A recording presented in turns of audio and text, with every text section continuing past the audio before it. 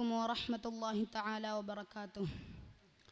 بسم الله والحمد لله الصلاة والسلام على أشرف رسول الله وعلى آله وصحبه أجمعين أما بعد. ബഹുമാനാദരവുകൾ നിറഞ്ഞ ഉസ്താദുമാരെ, പ്രിയം നിറഞ്ഞ സുഹൃത്തുക്കളെ, എൻ്റെ ശബ്ദം ശ്രവിക്കുന്ന പ്രിയരെ, മൂന്നാമത് എഡിഷൻ ഫറാസ്തോ 2K25 പ്രൗഢഗംഭീരമായ വേദിയിലാണല്ലോ നാം ഓരോരുത്തരും നിലകൊള്ളുന്നത്.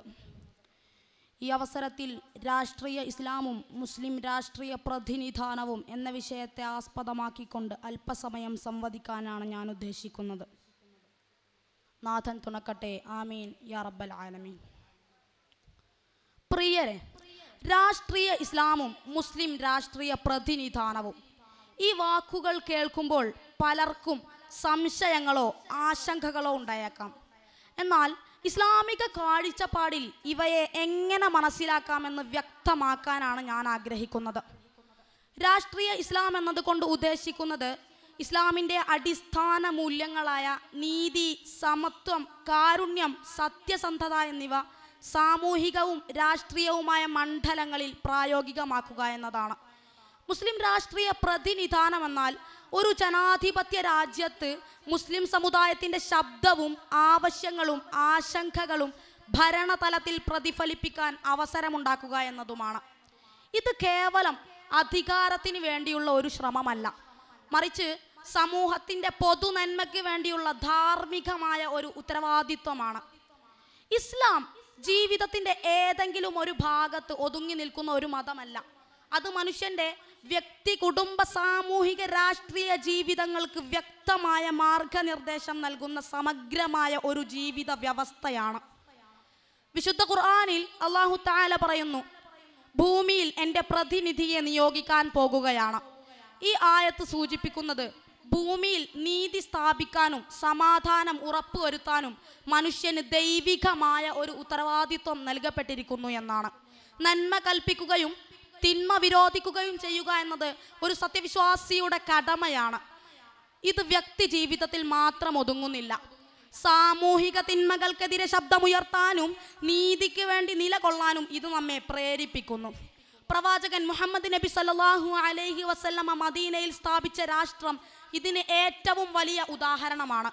മദീനയിലെ ഉടമ്പടിയിലൂടെ ജൂതന്മാരും മുസ്ലിങ്ങളും മറ്റു ഗോത്രങ്ങളും അടങ്ങുന്ന ഒരു ബഹുസ്വര സമൂഹത്തിന് നീതിയും സമാധാനവും ഉറപ്പാക്കുന്ന ഒരു ഭരണഘടനയ്ക്ക് മുഹമ്മദ് നബി സല്ലല്ലാഹു അലൈഹി വസല്ലമ രൂപം നൽകി.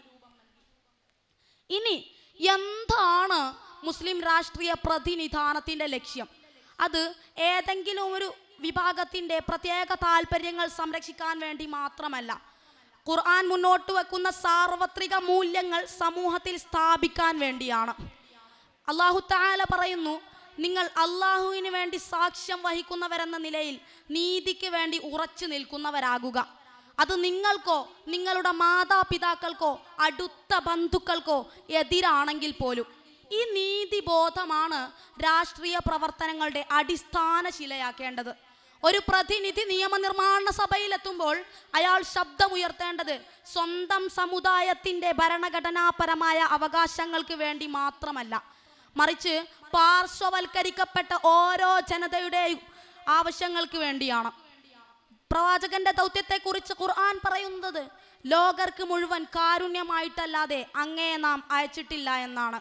ഈ കാരുണ്യം രാഷ്ട്രീയ പ്രവർത്തനങ്ങളിലും പ്രതിഫലിക്കണം.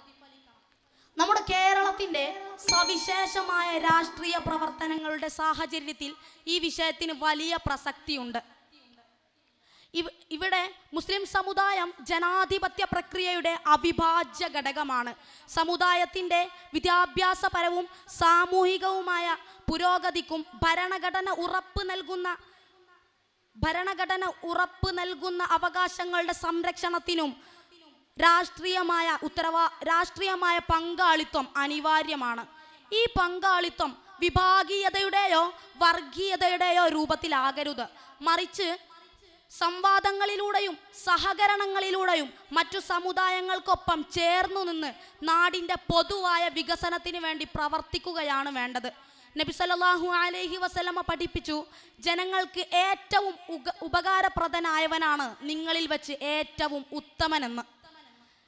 നമ്മുടെ രാഷ്ട്രീയ പ്രവർത്തനങ്ങൾ ഈ ഹദീസിൻ്റെ വെളിച്ചത്തിലായിരിക്കണം.